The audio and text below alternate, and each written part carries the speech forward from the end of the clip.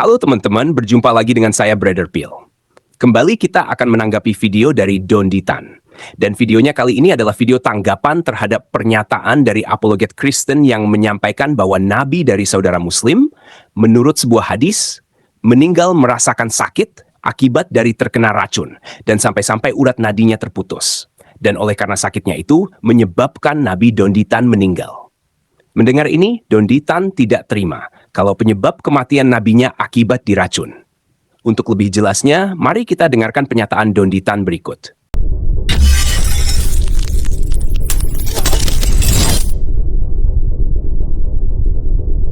Ada.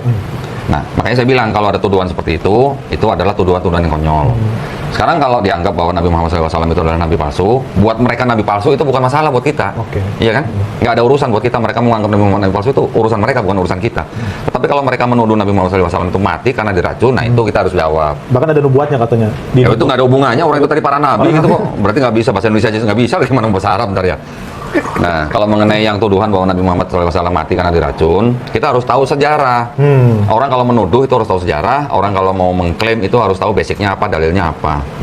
Nah, sekarang tahu nggak Nabi Muhammad SAW itu pernah diracun tahun berapa?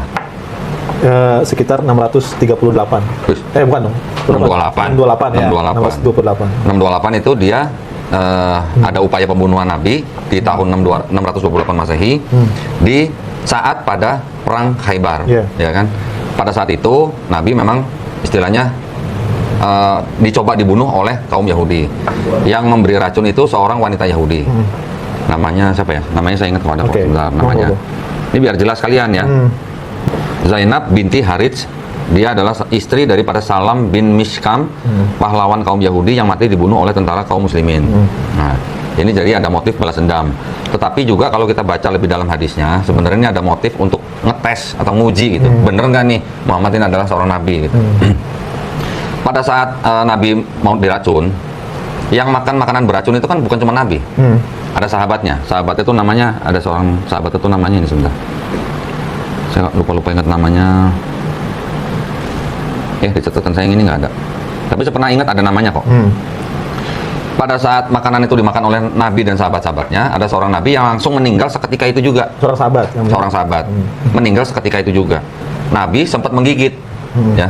Tetapi Nabi mendapatkan peringatan dari tulang daging itu bahwa itu diracun atau beracun. Akhirnya Nabi memuntahkan. Sahabatnya meninggal saat itu juga. Nabi nggak meninggal. Itu tahun 628 Masehi. Nabi meninggal tahun berapa? 632 Masehi, ya kan? 628, 632, berapa tahun? 4 tahun sekitar. 4 tahun. 4 tahun. Ada nggak racun yang bisa bertahan selama 4 tahun? Nggak ada. Padahal sahabat Nabi pada saat itu langsung meninggal, gitu. Nah ini Nabi sempat makan tapi nggak sempat ditelan, terus dimuntahkan. Terus Nabi masih hidup 4 tahun setelah peristiwa itu, gitu. Racun apa yang bisa bertahan di tubuh manusia selama 4 tahun? Baru meninggal gitu. Ada nggak racun yang begitu? Nggak ada. Secara kedokteran pun mungkin belum ditemukan. Saya punya teman dokter. Dia tahu persis. Tidak ada racun yang seperti itu. Itu. Dia apa namanya? Dokter yang waktu itu memang teman saya. Dia bilang tidak ada racun yang bisa bertahan dalam hidup manusia yang bisa membunuh orang dalam waktu 4 tahun itu nggak ada. Lah buktinya sahabat Nabi juga langsung meninggal kok. Iya, seketika. Nah, memang diceritakan dalam hadis bahwa dikarenakan peristiwa itu Nabi tidak meninggal. Ada yang menceritakan bahwa wanita itu masuk Islam. Ada juga menceritakan bahwa wanita itu dibunuh akhirnya. Tetapi yang jelas pada saat itu Nabi tidak meninggal. Dan dalam waktu 4 tahun itu Nabi masih kemana-mana. Umroh iya, perang iya, bahkan di dalam peristiwa itu ada Fathul Mekah, ada hajinya juga, Masya Allah. ada dakwahnya juga. Perangnya kalau nggak salah ada 1, 2, 3 perang dari perang Khaybar itu. Masih ikut perang, masih umroh, masih haji, masih dakwah. Terus mati racunnya di mana? Mati karena racunnya di mana coba? Kan nggak masuk akal, gitu loh. Jelas kan? Jelas ya. Kayak gitu aja lah sebenarnya kan gampang kita terima dengan akal sehat. Bener nggak Nabi mati dari racun? Kan gitu. Iya. Barusan kita dengar bantahan dari Don Ditan bahwa nabinya tidak mati diracun. Alasannya adalah nabinya tidak mati di tempat. Dan dia juga tanya kepada dokter temannya, adakah racun yang bertahan sampai 4 tahun? Kata dokter itu, tidak ada. Sebenarnya jawaban untuk pertanyaan Don Ditan adalah, racun itu ada, yaitu racun yang dimakan nabinya. Tadi Donditan juga katakan, jika ada yang mengatakan Nabi mati diracun, itu adalah tuduhan konyol dan tidak tahu sejarah. Mari kita biarkan ulama Islam sendiri yang membantah Donditan. La adri, aku tak tahu. La'alli la alqakum, mungkin aku tak akan jumpa lagi dengan kalian. Ba'da ami haza, setelah tahun ini. Sakit Rasulullah SAW semakin parah, lalu kemudian kata Nabi kepada Aisyah, apa kata dia? Ya Aisyah, wahai Aisyah, ma'azalu ajidu alamat ta'am, terasa di dalam sakitnya makanan yang kumakan waktu di Khaybar. Ini dalil bahwa dia mati diracun. Yang meracunnya adalah Zainab, istri Salam bin Mishkam. Aisyah, aku merasakan sakit sampai hari ini kurasakan. Fahadha awan, inilah masanya. Wajadtu inqita'a abhuri, aku merasakan terputusnya uratku disebabkan oleh racun itu. Terputus uratku disebabkan oleh racun itu. Lalu kemudian ditutupkan kain penutup ke wajah Nabi. Kita baru saja mendengarkan bagaimana Ustadz Abdul Somad membacakan hadis yang berbicara tentang bagaimana Muhammad merasakan sakit akibat racun yang dimakan di Khaybar. Dan kita juga dengarkan bersama bagaimana Ustadz Abdul Somad mengatakan ini adalah dalil bahwa nabinya mati diracun. Pertanyaan kita adalah, apakah Abdul Somad buta sejarah dan melakukan tuduhan konyol? Apa kita mau percaya mualaf kemarin sore atau kepada Ustadz sekelas Abdul Somad yang mengatakan bahwa nabinya Donditan ini sakit karena akibat racun? Bukan cuma Ustadz Abdul Somad, Ustadz Firanda juga menguatkan pernyataan dari Ustadz Abdul Somad berikut. Kemudian akhirnya di bulan Rabiul Awal, beliau pun sakit. Sakit yang terakhir yang akhirnya mengantarkan beliau kepada kematian. Sakit tersebut dijelaskan oleh para ulama disebabkan karena racun yang pernah dimakan oleh Nabi SAW tatkala perang Khaybar. Sebagaimana kita ketahui, tatkala dalam perang Khaybar pada tahun 7 Hijriah, Rasulullah SAW diberi hadiah oleh seorang wanita Yahudiyah. Dan Rasulullah SAW berhusnudzon kepada wanita tersebut, dikasih kambing, dihadiahkan kepada Nabi, dan kita tahu makanan ahlul kitab halal dimakan. Ternyata wanita Yahudi tadi memberi racun di kambing tersebut. Pertanyaan kita sekali lagi adalah, apakah Ustadz Firanda dan Abdul Somad sedang melakukan tuduhan konyol dan buta sejarah? Kita lanjut ke pernyataan Donditan. Berarti, tapi memang endingnya memang Nabi nggak diracun apa meninggalnya? Enggak, kan Nabi kan meninggalnya sakit dan meninggal di pangkuan istrinya, ya kan? Dan juga ada hadis juga Nabi sebelum meninggal juga berbisik kepada Fatimah, anak perempuannya. Masih sehat, ya masih ini ya, masih bisa. Ya, istilahnya meninggal dalam keadaan wajar gitu. Terus diracunnya gimana gitu? Emang ada gitu orang diracun matinya 4 tahun kemudian gitu? Terus yang dimaksud dengan komentar ini Nabi siapa kok kalau yang mendekati gitu kira-kira kok? Atau mungkin dari ya kalau ngeliat komen itu ya pasti itu ditujukan atau dituduhkan kepada Nabi Muhammad SAW. Tetapi seandainya nih, seandainya ya, seandainya benar Nabi mati karena racun, seandainya. Kalau mati karena racun syahid nggak? Syahid dong. Hah? Syahid. Kalau syahid masuk surga nggak? Masuk. Alhamdulillah gitu. Ada kemuliaan di situ ya? Ada kemuliaan kalau mati syahid. Itu kalau benar Nabi mati diracun. Taruhlah mungkin persepsi mereka benar gitu. Taruhlah mereka benar, Nabi mati diracun. Kalau mati karena racun berarti syahid. Kalau syahid berarti masuk surga. Jamin masuk surga. Gitu. Tinggal suruh pilih yang mana. Nggak mati diracun juga masuk surga, mati syahid karena racun juga masuk surga. Dua-duanya masuk surga kok. Mulia dua-duanya. Mulia dua-duanya berarti kalau gitu. Bukan yang mati dalam apa? Saya kan lanjutin nggak enak. Jangan. Udah dia aja kawan. Barusan, Donditan katakan, taruhlah Nabi mati diracun itu benar. Maka kematian Nabi itu jadi mati syahid.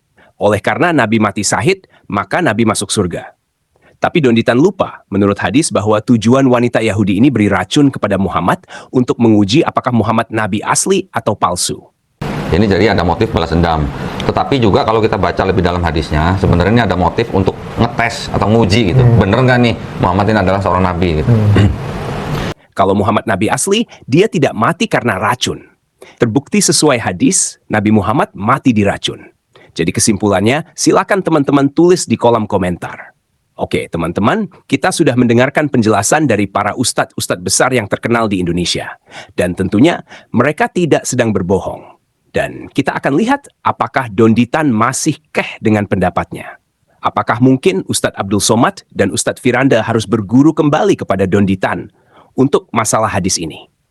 Terima kasih untuk dukungan teman-teman. Tuhan Yesus memberkati. Yang mau dukung channel Pil Pahit, silakan scan QR Code ini atau klik link di kolom komentar. Terima kasih.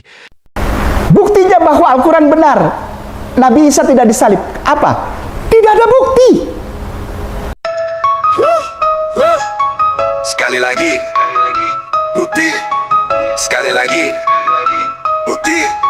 Sekali lagi, sekali lagi nama saya bangkai saya. Kau berdebat dengan para pendeta saya. Tidak pakai laptop atau pakai HP. Biar kata hitam tapi saya pintar. Bukti saya valid. Bukti saya valid. Saya akan membuktikannya cuma 10 detik. Bukti Islam benar, Yesus tidak disalib. Ternyata tidak ada bukti. Sekali lagi nama saya bangkai saya. Sengaja tidak jawab pertanyaan saat debat, karena itu strategi saya untuk muslim yang protes. Kalian saja yang debat. Bukti saya valid. Bukti saya valid. Saya akan membuktikannya cuma 10 detik. Bukti Islam benar, Yesus tidak disalib. Ternyata tidak ada bukti. Sekali lagi nama saya bangkai saya. Tidak pusing dengan muslim yang marah-marah. Paparanmu mana? Yuk muslim, jadi pintar yuk. Kita pakai otak yuk. Sekali lagi nama saya bangkai saya. Tidak pusing dengan muslim yang marah-marah. Paparanmu mana? Yuk muslim, jadi pintar yuk. Kita pakai otak yuk. Bukti saya valid. Bukti saya valid. Saya akan membuktikannya cuma 10 detik. Bukti Islam benar, Yesus tidak disalib. Ternyata tidak ada bukti. Sekali lagi nama saya bangkai saya. Tidak pusing dengan muslim yang marah-marah. Paparanmu mana? Yuk muslim, jadi pintar yuk. Kita pakai otak yuk. Bukti saya valid. Bukti saya valid. Saya akan membuktikannya cuma 10 detik. Bukti Islam benar, Yesus tidak disalib. Ternyata tidak ada bukti. Sekali lagi, bukti. Sekali lagi, bukti. Sekali lagi, bukti. Sekali lagi, bukti.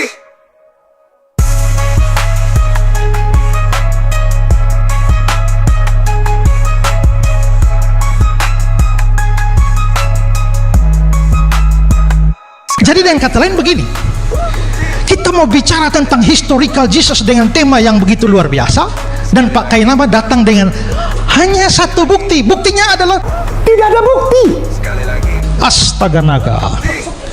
Kita pakai otak yuk. Yuk, mau. Ayo. Yuk, jangan tiba-tiba memalukan Islam. Paparanmu mana? Gitu. Kok bisa nggak memaparkan kayak gini? Itu.